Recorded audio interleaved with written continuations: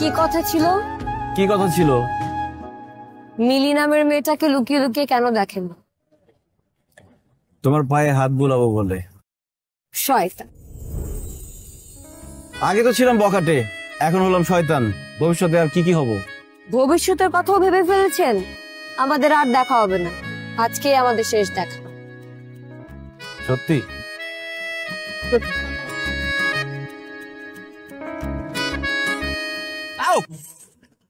কি হলো, চিমটি দিলে কেন? আমার সাথে থাকতে হলে সারা জীবন চিমটি খেতে হবে। খাবো। আমি কিন্তু অনেক মার দেই, বাবলি আমার কাছে সারাদিন মার খায়। আমিও খাবো। তখন কিন্তু আমার সাথে রাগ করা যাবে না।